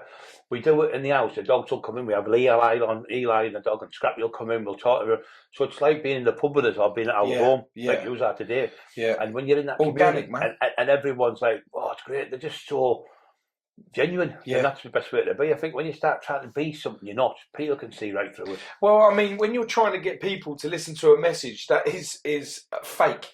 Yeah. How do you expect people to because they're following a myth, they're following a lie, they're trying to be you, and you're not even being you. So how do you expect them to appreciate the message? Because at the end of the day, all we do have is a message. And people do pay attention to that. You're going to get the odd ones that sit there and they go against you and say they're going to come kill you. They're going to, get a name off your rep, and they do all this. And like you say, it's a 15-year-old in in his mum's spare room, just out there to try and prove a point to himself, But when it comes down to it, it's still not going to stop us, because we're on this venture, not 100%. because we want clout chasing, not because we're there. We actually have a message. We want to make a difference. Yeah, and that's how we're all connecting. And people people turn around and say to me, how do you manage to get to speak to him? How do you manage to podcast him? How do you manage to podcast her? And I said, do you know what? It's because the message is pure, it's real. So it gets recognised real fast, Yeah. And despite whether it's a criminal activity or God-bearing activity or anything like that, if it's real, it's real. Yeah, and real recognise real. And this is how come we manage to connect so much for positive things, because without that message, what do we have? Yeah. There is nothing. No, you're right. And the mistakes we've done in the past and what we've done, we can help. I mean, that's people go to university or whatever to be a doctor and do 5 years. Mm-hmm. I did 30 odd years taxing, so I'm an experience to say, don't tax because of this, don't tax because of that, don't carry guns with it, don't carry knives, don't do it. When you, like you say, carrying a knife and you're down the town and you're showing off with that knife, you sometimes to get out. And I remember being at the shops in Thornaby. There's 40 kids there, and out of 40 kids, 27 kids were carrying knives. Wow. 27 out of 40. It doesn't make you big that, carrying knives and stuff. So we're in the anti-knife campaign with Ben Spam. We've done that for years. But the new one we're trying to do is I'm trying to get machetes banned. Why do you need a machete in Britain? Why do you need? There's no reason whatsoever. The first thing they go, I'm going to get a machete, chop him up. That's the first thing as 18, 15, 18, 20-year-old kid. I'll chop him up with a machete. You get hit with a machete, mate, you've got no chance. Yeah. I don't care who you are. I mean, state of our leg. And they were only half-heartedly hit me, but... I'll get if it's all right, I'll grab a picture of your leg and I'll put it on it so people can see, you know, just the damage that these fucking ridiculous tools are making, you know. I mean, what the hell do we... What's a knuckle duster for? What is it for? Does it help you go to work to do it? What's it for? To put on your hand and punch on your face and break somebody's jaw? Yeah. So you shouldn't have these things coming from foreign countries in here. No disrespect to any from any country. No matter if you're black, green, yellow, pink, but matter if you're Catholic, Protestant, Jew, whatever religion you are, and you're following that, great. Hats off to you. No one's got it wrong. Whatever, Muslim, Hindu, whatever. That's your religion. Mm-hmm. That's your belief. Brilliant. Mm-hmm. We've got our beliefs. So if we all do that, there's only one creator. But you get called Paul, you get called friend, you get called mate, you get called. Probably named, but you're still Paul. You're the same person. Yeah. So God's the same God. There's one God, and we all pray to Him. Loads of people pray to Him in different ways. So that's how it is. Yeah. We might call you uncle, son, dad, whatever.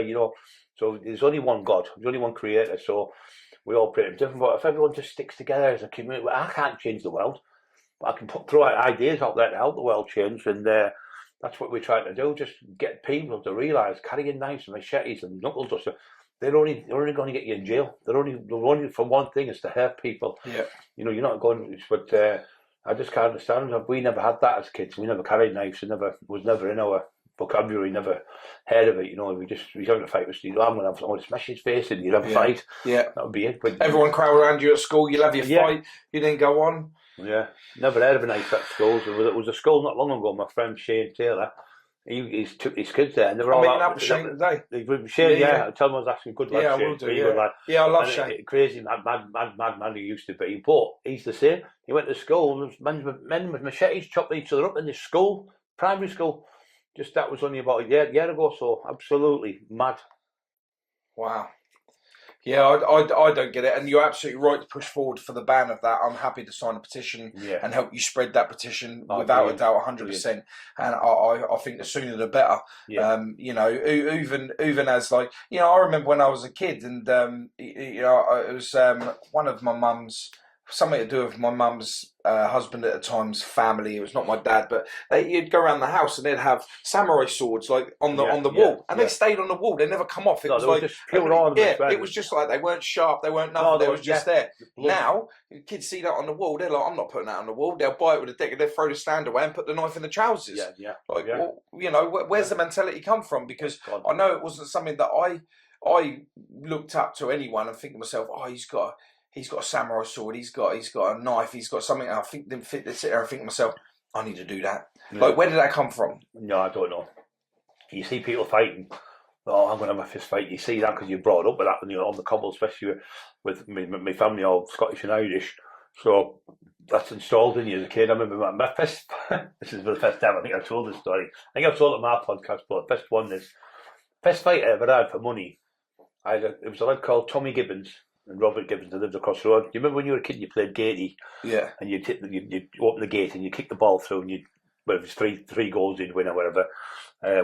10 goals, you'd win. We'd be out all day. It was another thing when we were kids. You never asked for money off your mum and off, and you were out all day. You'd have. Because we know our parents never had it, right? Exactly, and that's you'd go with a bottle of orange in a bottle. You'd have orange in water, a couple of jam sandwiches. You'd be on the football field playing all day. You'd never come home. Would want to come home, but now kids are overweight because they're on the computers all day. You can't kick them out. Yeah, you can't get them out. But then again, we're at the point where why would you want your kids to go out? Because it's so fucking dangerous out there. We do a lot of stuff in our area. Me and Jamie, we've got a charity that I set up on behalf of my brother, the Be Lucky Anti-Crime Foundation, and we target knife crime in our area and gang crime in our area. And it's got to the point now where gang crime is so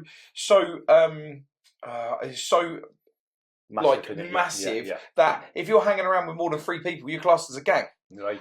So it's not like I used to have 5 friends and we'd go out and we was just friends that went out and think. Now you're classed as a gang. We'd have 20 on the field all playing football and 25 people playing football. Absolutely mad. And how did it go from being everyone to be able to get on and one area. You know, if you had a fight, you shook hands afterwards. You carried on playing football. Yeah. You know, like, but now you can't. That's your postcode. This is our postcode. You're not allowed in this area. Yeah. Oh, you're a girl that chats to that guy. You know. I like you. We could probably be really good. You know. Where are you from? Oh, you're not from my ends. Oh, we can't talk. Get back over there. Yeah, it's crazy. It's stupid, all that.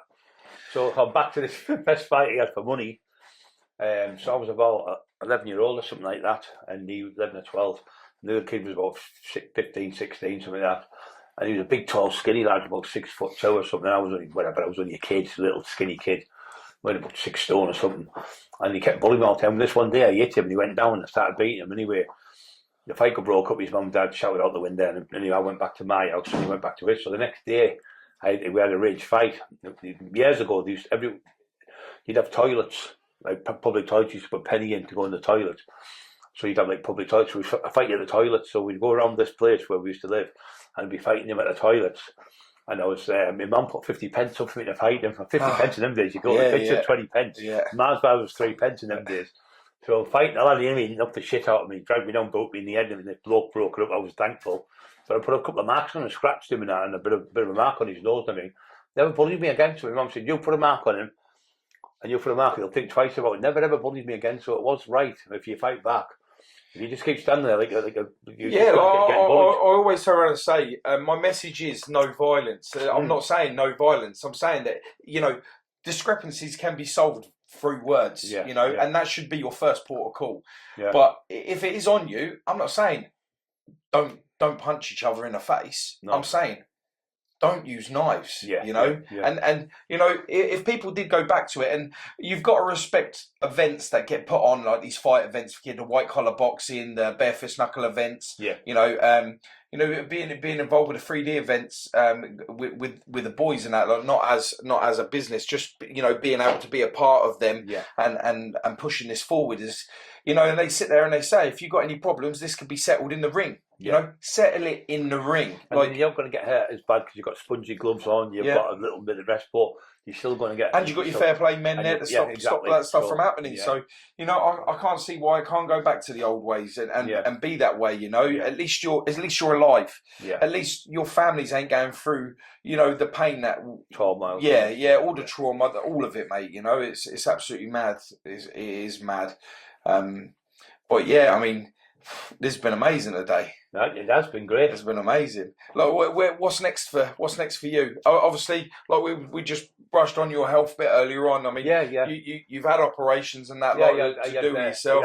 I had 5, but what we trained on the weights obviously probably affected me as well.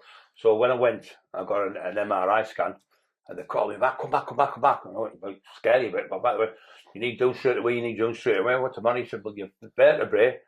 The vertebrae are all crushed, and your spinal cord goes in here. That's crushed down to 1/4 It's only 5 mil. If that severs, going to be paralysed from the neck down. Wow! I went, scary. That's the scariest thing I've ever told.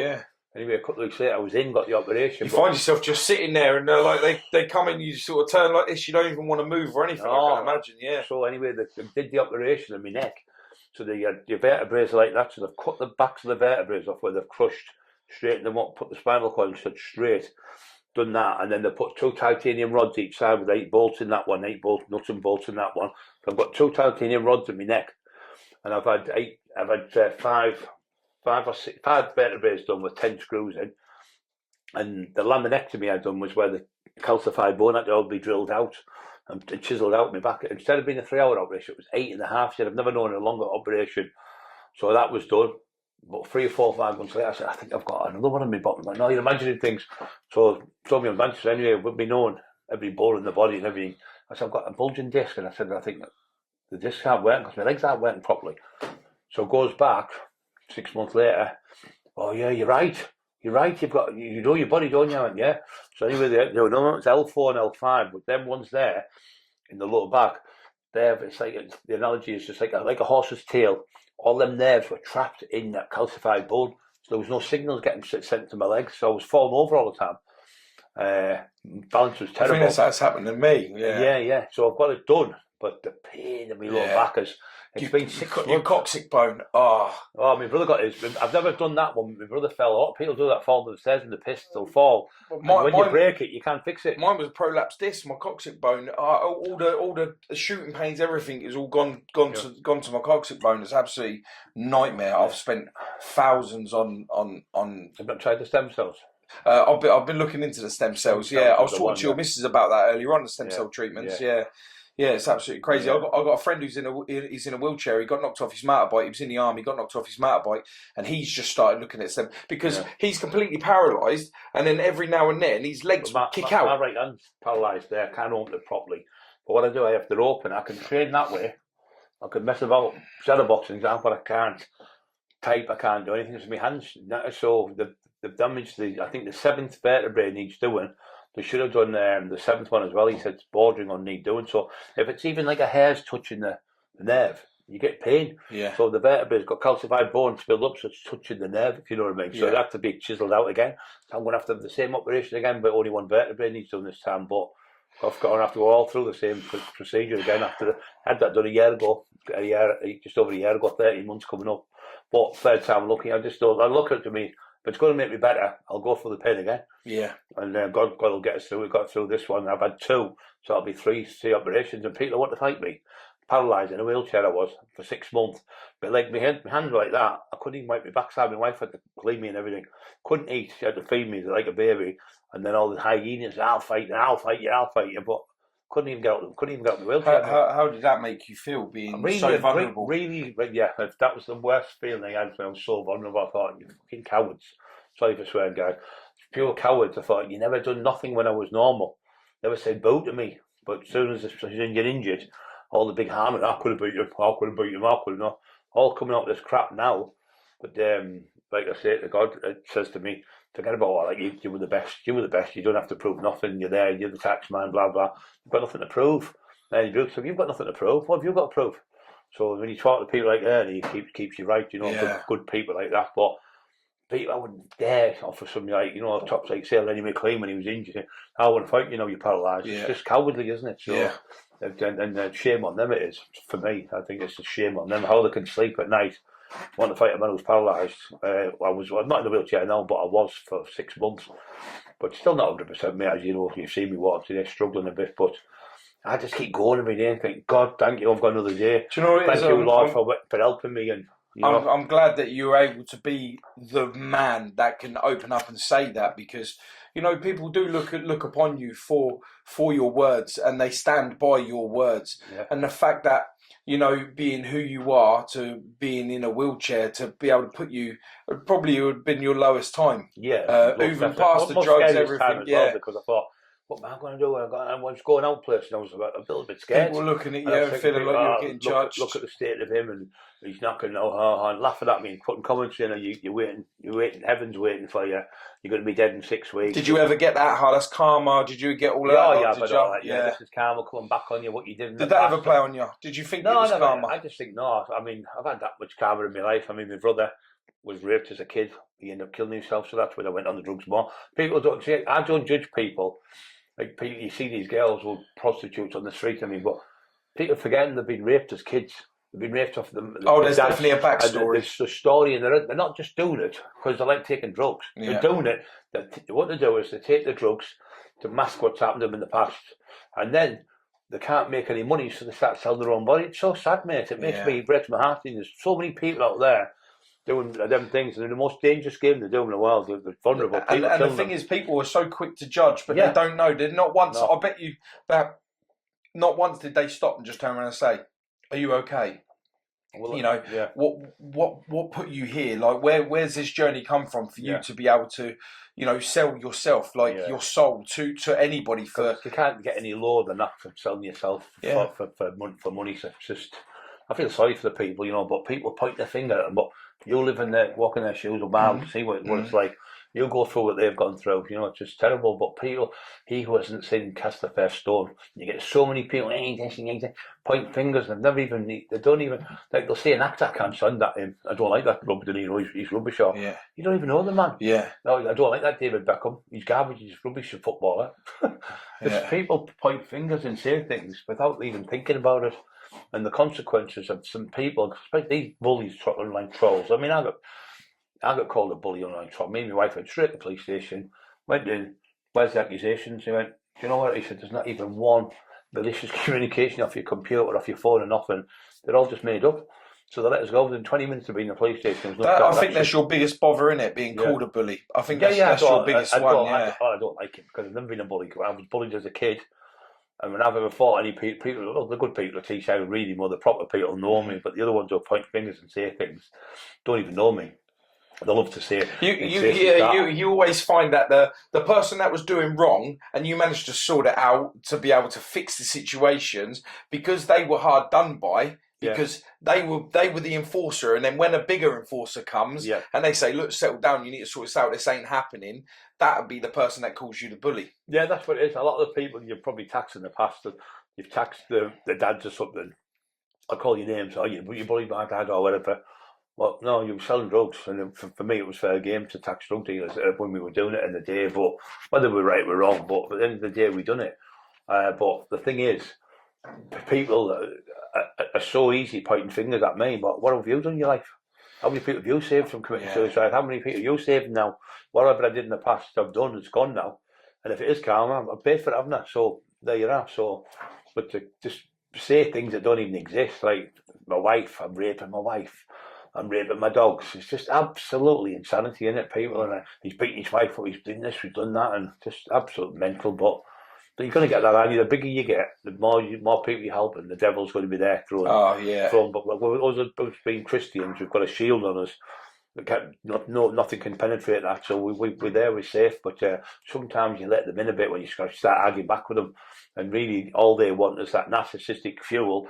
The best thing to do is cut the head off the snake. Don't even talk to them, blank them. I know it's hard to say, but it's hard to do when people say the company house to kill your wife and things. But when I was in hospital, it was a nightmare. She was getting threats to come to the house. I signed myself out 6 weeks early just to come and protect my wife because of all the threats she was getting. So imagine in my lowest time in my life, I would never think of phoning up a woman saying, I'm going to burn your house, I'm going to kill you, I'm going to rape you. And that's what they were doing. Just cowardly people, you know, in this world. Is it times like that when you think to yourself, none of this was fucking worth it? The fact that I can't get myself fixed in hospital and leaving my wife at home in our home without her being targeted because of what I was once before, and that they won't allow you to leave that man and see the new one.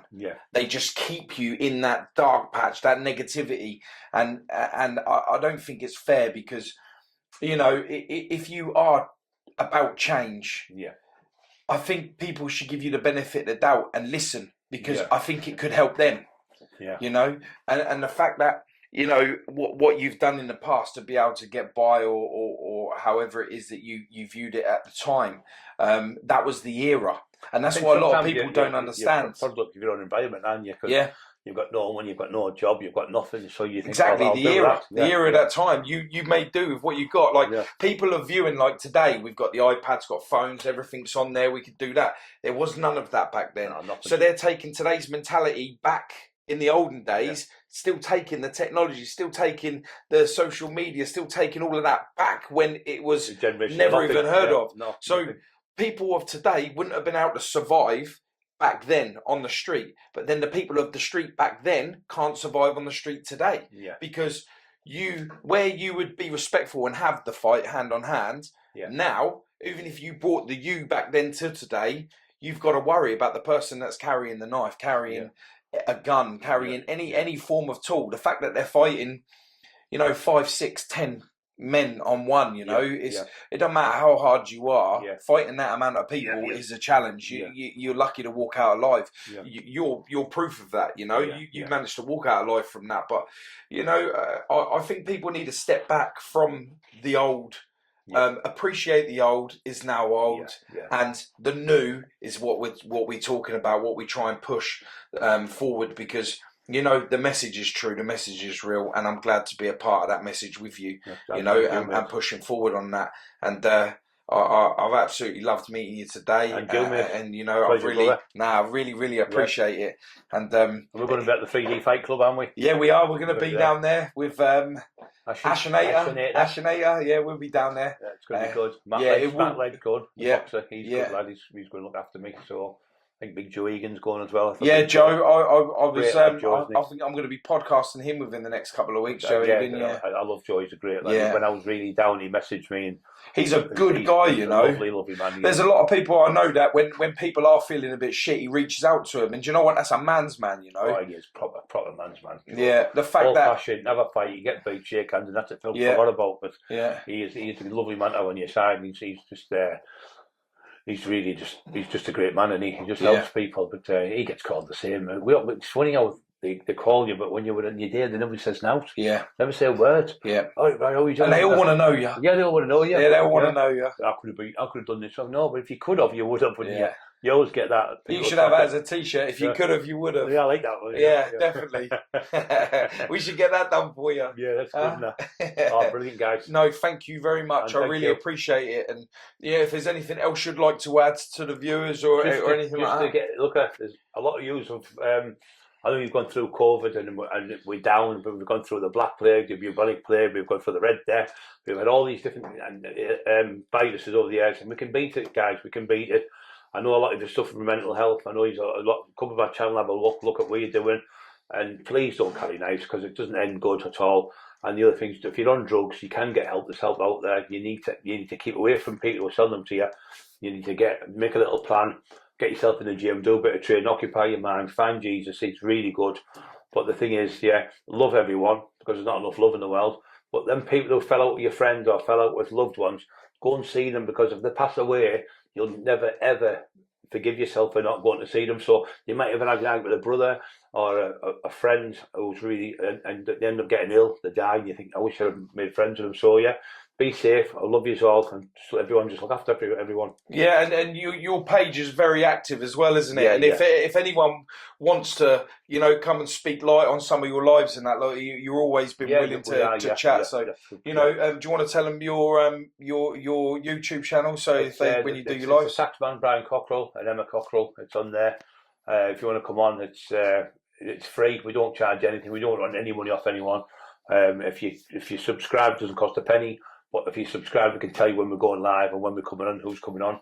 Yeah, it's good. Thank you very much. No, you're absolutely welcome. A power of a positive message, mate, goes the distance. That's for sure. And I'm positive. Oh, 100. Yeah. Thank you very much. Thank you. God bless you. It's a wrap.